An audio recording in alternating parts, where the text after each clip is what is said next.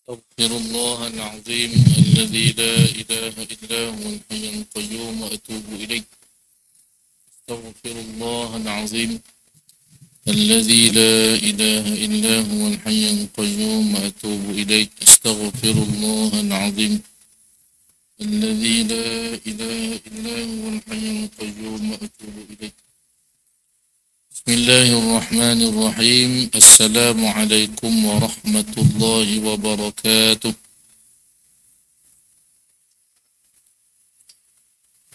الفاتحة. أعوذ بالله من الشيطان الرجيم. بسم الله الرحمن الرحيم. الحمد لله رب العالمين الرحمن الرحيم مالك يوم الدين. إياك نعبد وإياك نستعين. اهدنا الصراط المستقيم صراط الذين أنعمت عليهم غير المغضوب عليهم ولا الضالين.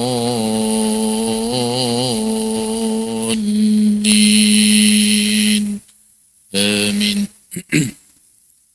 الحمد لله رب العالمين وأفضل الصلاة وأتمه التسليم على الحبيب الشافي سيدنا ونبينا محمد وعلى آله وأصحابه أجمعين. قال رب اشرح لي صدري ويسر لي أمري واحلل عقدة من لساني يفقه قولي. سبحانك لا علم لنا إلا ما علمتنا إنك أنت العليم الحكيم. ولا حول ولا قوة إلا بالله العلي العظيم. اللهم فقهنا في الدين وعلمنا التأويل. اللهم افتح علينا فتوح العارفين يا أرحم الراحمين.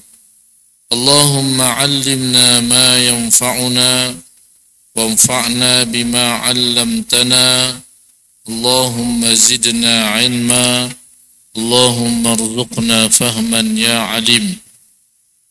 اللهم ارزقنا متابعة النبي محمد صلى الله عليه وسلم أولا وآخرا وظاهرا وباطنا وفعلا وقولا وعبادة وعملا صالحا. وصلى الله على سيدنا ونبينا محمد وعلى آله وأصحابه أجمعين. أما بعد. قال الله سبحانه وتعالى في القرآن العظيم بعد أعوذ بالله من الشيطان الرجيم. بسم الله الرحمن الرحيم. وما أرسلناك إلا رحمة للعالمين. صدق الله العظيم. Al-Fadilah Tuan Imam, Al-Afadilah Tuan-tuan guru, para alim ulama, pengerusi dan seluruh ahli jawatan kuasa Masjid At-Taqwa, muslimin dan muslimat, hadirin hadirat yang dirahmati dan dikasihi Allah Subhanahu wa taala sekalian. Alhamdulillah, pertama-tamanya marilah kita sama-sama bersyukur kehadrat Allah Subhanahu wa taala kerana pada malam yang berbahagia ini, dengan izin kurniaan Allah Subhanahu wa taala, kita dapat sama-sama berhimpun beriktikaf dalam rumah Allah Subhanahu wa taala yang mulia. Berhimpun kita di dalam majlis yang mulia, majlis di mana kita membicarakan tentang sirah junjungan besar baginda Rasulullah sallallahu alaihi wasallam, insan yang paling mulia di sisi Allah Subhanahu wa taala. Dan pertemuan malam ni adalah yang pertama semenjak daripada bulan Ramadan ataupun Aidul Fitri tempoh hari. Jadi mungkin belum terlambat saya mengucapkan kepada para jemaah sekalian, selamat Hari Raya Aidul Fitri. Taqabbalallahu minna wa minkum salihal a'mal. Semoga Allah Subhanahu wa ta'ala menerima segala amal ibadah yang dilakukan, yang dikerjakan pada bulan Ramadan yang lalu, insya-Allah. Amin ya rabbal alamin. Jadi seperti biasa, kita selawat terlebih dahulu kepada baginda Rasulullah sallallahu alaihi wasallam. Inna Allah wa malaikatahu yusalluna 'alan nabiy ya ayyuhalladzina amanu sallu 'alaihi wa sallimu taslima. Allahumma salli 'ala sayyidina Muhammadin wa 'ala ali sayyidina Muhammad. اللهم صل على سيدنا محمد وعلى آل سيدنا محمد. اللهم صل على سيدنا محمد وعلى آل سيدنا محمد. اللهم صل على سيدنا محمد وعلى آل سيدنا محمد. اللهم صل على سيدنا محمد وعلى آل سيدنا محمد. اللهم صل على سيدنا محمد وعلى آل سيدنا محمد. اللهم صل على سيدنا محمد وعلى آل سيدنا محمد. اللهم صل على سيدنا محمد وعلى آل سيدنا محمد. اللهم صل على سيدنا محمد وعلى آل سيدنا محمد. اللهم صل على سيدنا محمد وعلى آل سيدنا محمد. Alhamdulillah. Mudah-mudahan selawat yang dipanjatkan diterima Allah Subhanahu wa ta'ala, insya-Allah. Amin ya rabbal alamin. Menerusi kitab Rahiqul Makhtum karangan Asy-Syaikh Shafiyur Rahman Al-Mubarakfuri rahimahullahu ta'ala wa nafa'ana Allah bi'ulumihi fid darain amin. Yang ada kitab boleh buka surat 395, tak silap, surat 395 pada tajuk pertempuran sengit di sekitar Rasulullah sallallahu alaihi wasallam. Betul Tuan Haji ke sebelum lagi? Sebelum ya? Ke saya salah? Ataupun tajuk sebelum ya? Tajuk sebelum. Ya? Oh. Khalid Al-Walid melancarkan pengepungan. Itu dah baca dah kalau tak silap. Tentera Islam berkecamuk. Kalau mungkin tajuk yang paling tu tentera Islam berkecamuk. Terlepas tajuk sikap keperwiraan Rasulullah sallallahu alaihi wasallam semasa terkepung. Jadi yang ada kitab muka surat 393 tajuk tentera Islam berkecamuk. Maklumlah dah sebulan cuti. Jadi tajuk pun lupa. Baik. Tajuk ini dalam bicara peperangan Uhud. Iaitulah selepas tentera Islam pada raun yang kedua setelah mereka yang ditempatkan oleh Nabi sallallahu alaihi wasallam di Jabal Rumat ataupun Bukit Rumat ataupun Bukit Pemanah itu, mereka turun mengingkari apa yang merupakan arahan Nabi sallallahu alaihi wasallam, sehingga kan Khalid ibn al-Walid yang pada saat ketika itu masih lagi belum memeluk agama Islam telah melancarkan pengepungan terhadap tentera Islam sehingga menyebabkan tentera Islam itu terkepung daripada belakangnya, begitu juga daripada arah depannya. Tetapi pada saat ketika tentera Islam terkepung, di sana terlihat keperwiraan Nabi sallallahu alaihi wasallam. Nabi SAW sebagai panglima perang, sebagai ketua bagi tentera muslimin, pada saat ketika itu Nabi sallallahu alaihi wasallam ada pilihan untuk menyelamatkan diri terlebih dahulu.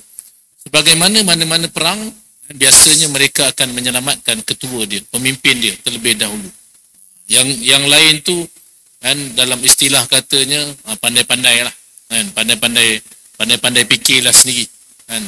Jadi Nabi SAW ada pilihan. Yang pertamanya Nabi SAW selamatkan diri terlebih dahulu, tetapi orang-orang Islam ataupun para sahabat baginda radhiyallahu anhum ajma'in, maknanya mereka ni pandai-pandai lah kan, pandai-pandai selamatkan diri ataupun terkorban dalam peperangan.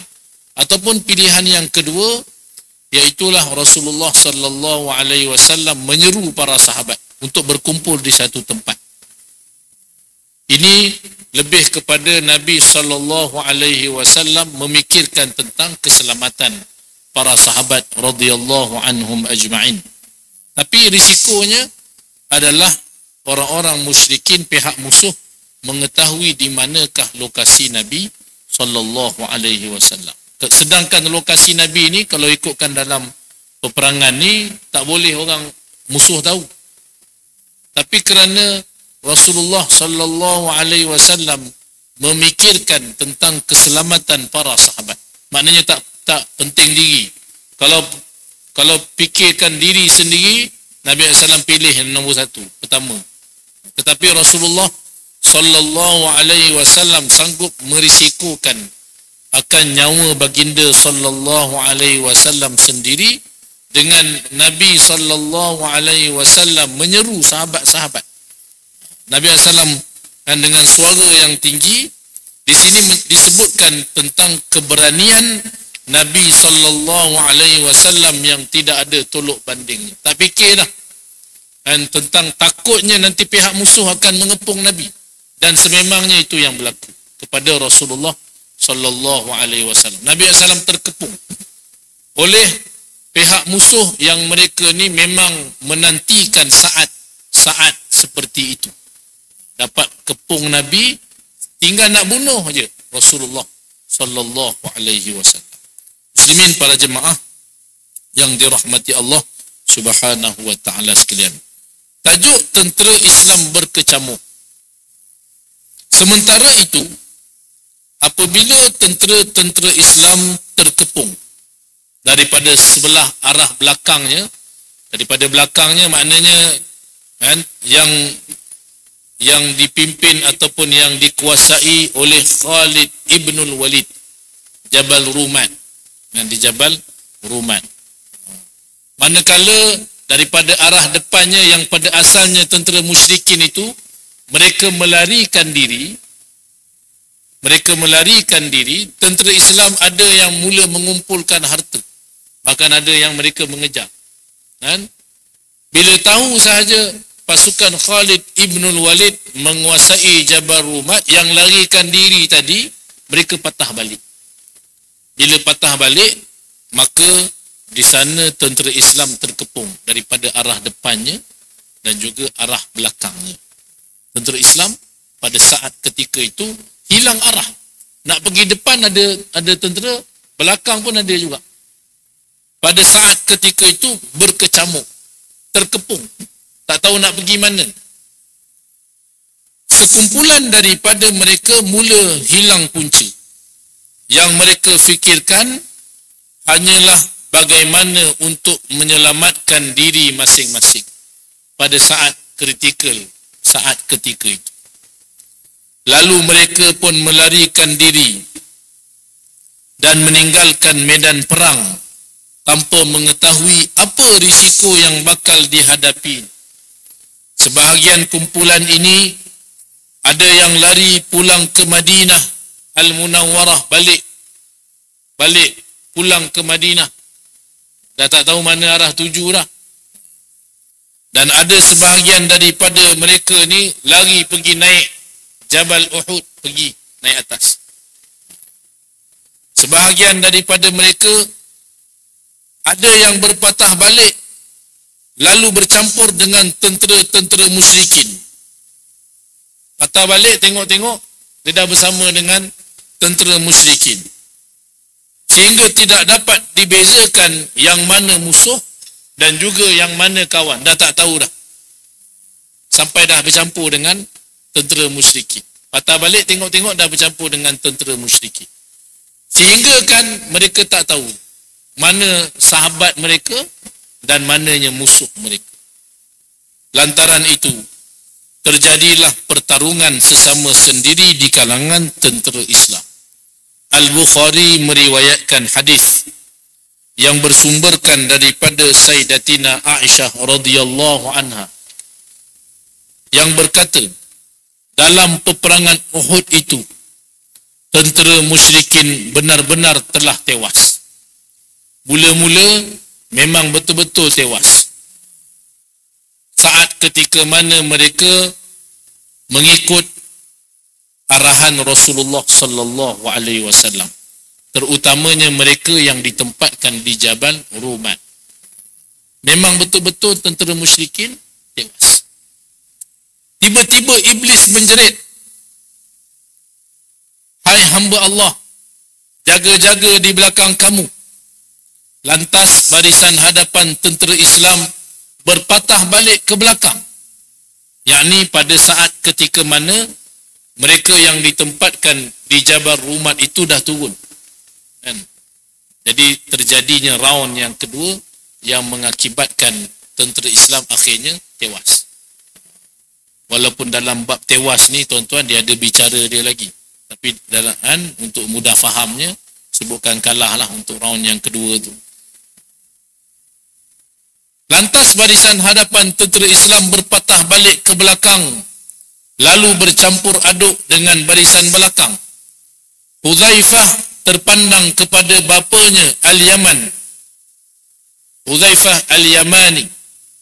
Lalu dia menjerit, "Hai hamba Allah, ini bapaku, ini bapaku." Kata Sayyidatina Aisyah radhiyallahu anha, demi Allah mereka tidak menghiraukan peringatan Hudzaifah Al-Yamani sehingga akhirnya mereka membunuh bapa Sayyidina Hudzaifah Al-Yamani radhiyallahu anhu. Sampai dah tak tahu dah mana kawan, mana lawan. Tak tahu dah. Sebab dah bercampur dah. Apatah lagi pada saat ketika itu mereka dalam keadaan kucak kacir, huru hara. Patah balik tengok-tengok bersama dengan musuh. Akhirnya dibunuhnya. Ingatkan yang dibunuh itu musuh. Rupa-rupanya yang dibunuh itu adalah kawan, bapa kepada sahabat, iaitulah Sayyidina Hudzaifah Al-Yamani radhiyallahu anhu. Lantas Sayyidina Hudzaifah berkata, mudah-mudahan Allah mengampunkan kamu kepada orang yang bunuh tadi. Urwah berkata, demi Allah, pada Hudzaifah itu masih ada saki baki kebaikan tersebut sehinggalah dia menemui Allah Subhanahu wa ta'ala. Walaupun dia melihat ayahnya sendiri terbunuh, tapi dia faham pada saat ketika itu waktu keadaan sedang kucar kacir. Tapi mulut sempat sebut lagi, mudah-mudahan Allah Subhanahu wa ta'ala mengampunkan kamu. Sebut tu lagi. Maknanya dendam permusuhan jahiliyah tu dah tak ada dah pada diri dan jiwa para sahabat radhiyallahu anhum ajma'in. Jadi tuan-tuan muslimin, para jemaah yang dirahmati Allah Subhanahu wa ta'ala sekalian, demikian nak gambarkan betapa akibat daripada mereka yang melanggar arahan Rasulullah sallallahu alaihi wasallam. Tentera jadi habis, berkecamuk sampai keadaan mereka ni bercampur dan tidak mengenali antara satu sama lain. Bahkan yang dibunuhnya itu adalah daripada kawannya sendiri, sampai tak kenal. Kumpulan ini mula berkecamuk dari dalam barisan mereka. Kedudukan semakin bercelaru. Ramai yang mengambil tindakan membabi buta, tidak tahu arah tujuan. Tak kala mereka sedang dalam keadaan yang berkecamuk itu, tiba-tiba mereka mendengar seorang menjerit memberitahu bahawa Muhammad telah terbunuh.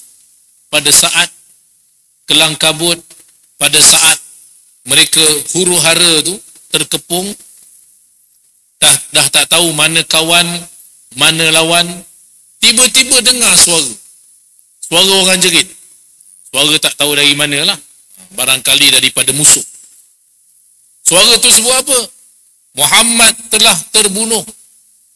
Muhammad telah terbunuh. Suara itu kedengaran.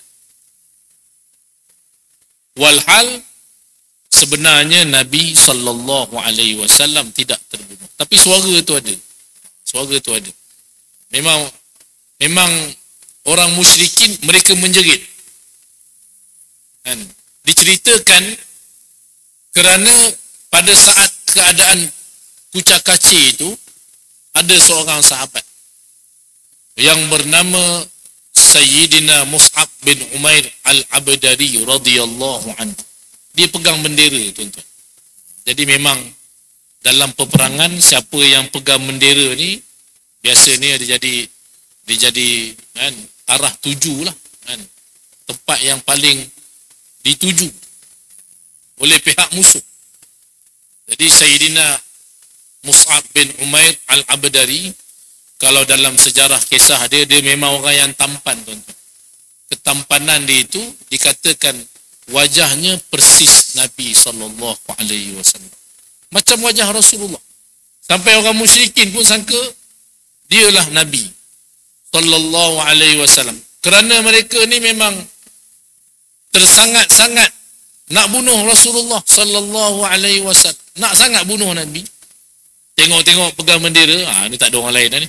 Muka pula macam muka Rasulullah SAW. Lalu dibunuhnya yang pegang bendera itu, yang disangkakan Nabi SAW. Sebenarnya mereka bukan membunuh Rasulullah SAW. Yang dibunuh itu adalah sahabat Nabi, Sayyidina Mus'ab bin Umair Al-Abdari radhiyallahu anhu, yang dikatakan wajahnya persis wajah Rasulullah sallallahu alaihi wasallam. Bila dibunuhnya Sayyidina Mus'ab bin Umair, maka mereka pun menjerit.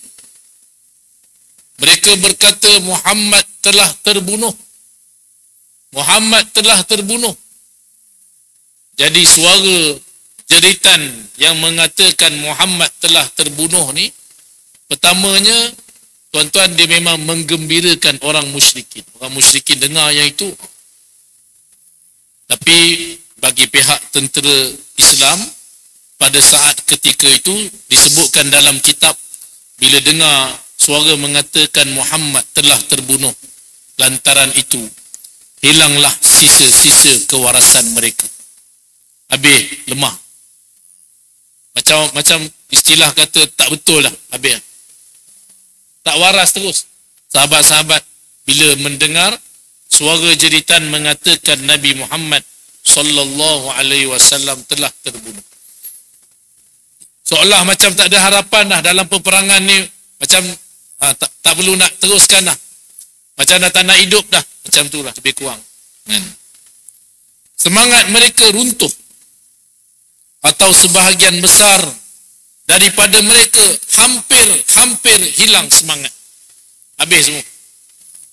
Sebagaimana seseorang yang kehilangan orang yang tersayang dalam hidup. Boleh bayangkanlah, tuan-tuan.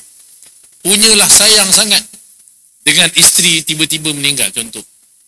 Punyalah sayang dengan ibu ayah, sayang sungguh, memang tak ada orang tak sayang lah. Kehilangan, Tuhan uji. Kan? Tuhan uji. Petang lagi kehilangan itu pada musim raya. Ni cerita artis lah tempoh hari. Walaupun filem dia boom, kan? Filem dia boom, tuan-tuan. Kalau ikutkan happy lah hari raya, tapi sebab tengah raya tu ayah meninggal. Jadi tak rasa apa-apa, tak nak beli baju raya, dia kata. Tak nak beli baju raya, tak nak raya. Habis solat balik rumah duduk. Seolah-olah macam apa? Hilang semangat. Sebab apa? Hilang orang yang tersayang. Macam tu ujian. Memang antara ujian yang terbesar dalam kehidupan ni, iaitulah bila mana kehilangan insan yang tersayang. Bahkan Rasulullah sallallahu alaihi wasallam sendiri semasa di Mekah, kehilangan insan yang tersayang tu antara ujian yang paling besar dalam hidup Nabi SAW. Kehilangan siapa? Bukan Nabi SAW. Kehilangan pada saat ketika itu sehingga dinamakan tahun kesedihan, Amul Huzun. Bukannya sebab kehilangan anak baginda Nabi SAW. Masa kehilangan anak Nabi SAW, Nabi SAW ni ujiannya besar tuan-tuan. Anak lelaki meninggal dunia masa kecil semua. Bukan seorang. Bukan seorang. Bahkan 2 orang meninggal. Meninggal masa kecil. Sedih, memang sedih. Tapi tahun tu tak sehingga dinamakan tahun kesedihan. Tahun kesedihan tu bila mana Rasulullah SAW kehilangan isteri baginda sallallahu alaihi wasallam. Iaitulah Sayyidatina Khadijah bintu Khuwailid radhiyallahu anha. Dan selang beberapa hari meninggal dunia pula Abu Talib. Sampai dinamakan tahun kesedihan. Tapi Nabi SAW tak luntur semangat. Hilang insan yang tersayang ni, tuan-tuan, sedih-sedih. Tapi tak adalah sampai tak nak hidup dah. Tak, bukan macam tu. Kayak macam tu Nabi SAW ajar. Nabi SAW pergi Taif pula lepas tu. Pergi Taif, dakwah pula. Walaupun sedih. Sedih biasalah. Tapi jangan sampai sedih. Kan? Ada yang sedih. Punya sedih sampai tak nak makan. Seminggu tak makan. Tak nak hidup lah. Itu. Kan? Kenanglah pula orang yang ada di sekeliling. Ada anak-anak pula. Ada isteri. Kan? Mereka yang sayang kepada orang itu. Takkan dia pula. Kan? Kalau dia sakit macam mana pula dengan orang yang sekeliling dia. Sampai tak nak makan. Sampai tak nak kerja. Tak nak buat apa-apa. Ni berat. Kan? Jadi muslimin para jemaah sekalian. Para sahabat radhiyallahu anhum ajma'in memang ada daripada kalangan mereka. Bila dengar sahaja Nabi sallallahu alaihi wasallam, mereka dengar aja, bukan nampak depan mata, tak. Dengar aja suara mengatakan Muhammad telah terbunuh. Memang ada sahabat yang seolah-olah hilang kewarasan. Hilang semangat dia. Bukan semua, ada daripada kalangan mereka yang hilang semangatnya. Sehingga ada yang berhenti berperang. Tengah perang tu, tuan-tuan, terus tak perang. Macam mana keadaan kan? Tak nak macam tak nak. Kalau orang main bola sebagai contoh. Tengah game bola ni, kan? Dia tak main, dia jalan. Tak nak, macam seolah-olah tak main. Jalan. Orang semua tengah kejar, orang tengah ni, dia buat tak tahu. Macam tu lah. Macam tak ada semangat. Kan? Jadi dalam situasi peperangan, ada sahabat yang berhenti berperang dan mencampakkan senjata dia. Ambil senjata dia, campak. Macam hilang semangat. Yang lain pula memikirkan, ada yang sampai memikirkan untuk berhubung semula dengan Abdullah bin Ubay bin Salul, ketua munafik. Nak cari balik mana Abdullah. Sebab Abdullah masa awal sampai dekat Uhud, dia tarik diri. Sampai ada sahabat yang berfikir nak pergi cari Abdullah bin Ubay. Supaya dapat mengusahakan perdamaian dengan Abu Sufyan. Sebab itu keadaan waktu yang sangat kritikal. Ada sahabat yang seolah-olah tak nak perang dah, campak senjata. Ada sahabat yang nak cari Abdullah bin Ubay supaya dapat jumpa dengan Abu Sufyan. Supaya ada jalan perdamaian. Anas bin An-Nadhr lalu di hadapan kumpulan ini yang telah pun berhenti berperang. Dalam tengah-tengah sahabat-sahabat ni hilang semangat, tak nak perang, tuan-tuan. Ada yang campak senjata, kan? Hilang sebahagian daripada kewarasan mereka. Tiba-tiba ada sahabat lalu. Beliau adalah Sayyidina An-Nadhr, Anas bin An-Nadhr radhiyallahu anhu. Dia lalu kumpulan. Dia pun sahabat. Tapi dia bukan orang yang lemah semangat. Walaupun dengar suara mengatakan Nabi Muhammad sallallahu alaihi wasallam telah terbunuh. Jadi orang lemah, tiba-tiba ada support ni. Penting support system. Kan, tengah-tengah kita tengah lemah tu, penting ada orang sekeliling, tuan-tuan, yang bagi semangat. Sahabat ni dia lalu tengok kumpulan ni berhenti perang. Dia tak join sekali. Lalu dia berkata, apa yang kamu tunggu? Kamu tunggu apa? Mereka menjawab, Rasulullah sallallahu alaihi wasallam telah terbunuh. Kata dia. Kata mereka. Lalu Sayyidina Anas bin An-Nadhr radhiyallahu anhu dia berkata, apa artinya kamu hidup kalau baginda sallallahu alaihi wasallam sudah mati? Soalan dia tu kan. Apa artinya kamu hidup kalau Nabi SAW sudah mati? Bangun dan matilah sebagaimana matinya Rasulullah sallallahu alaihi wasallam. Kata-katanya memberi semangat kepada para sahabat ni untuk terus berperang. Apa gunanya kamu hidup macam ni? Nabi SAW dah mati. Padahal sebenarnya Nabi SAW belum lagi wafat. Jadi apa artinya hidup yang hilang, seolah-olah hilang kewarasan, tak nak perang, macam tak nak hidup, sedangkan Nabi SAW dah wafat, dah meninggal dunia. Jadi bangun, bangkit, pergi perang, matilah sebagaimana matinya Rasulullah sallallahu alaihi wasallam. Kemudian dia berkata, ya Allah, aku memohon keampunanmu daripada perlakuan mereka ini, yakni tentera-tentera Islam.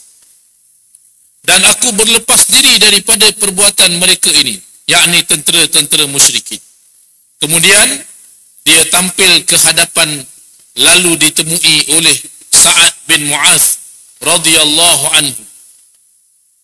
Lalu Sayyidina Sa'ad bin Mu'az berkata kepada dia, kemana kamu?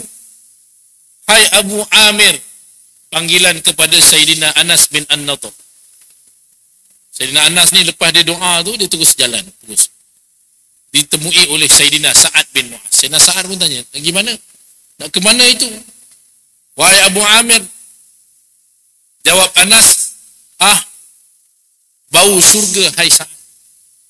Kata Anas bin An-Nadhr, bau syurga. Sesungguhnya aku menghidu bau syurga di sebalik Uhud. Kemudian dia terus pergi berjuang. Terus pergi dia. Tanpa dia menghiraukan sahabat-sahabat tadi. Dia bagi nasihat, sampaikan nasihat, kemudian dia teruskan perjuangan. Sehingga akhirnya dia terkorban dalam peperangan. Akhirnya dia terkorban.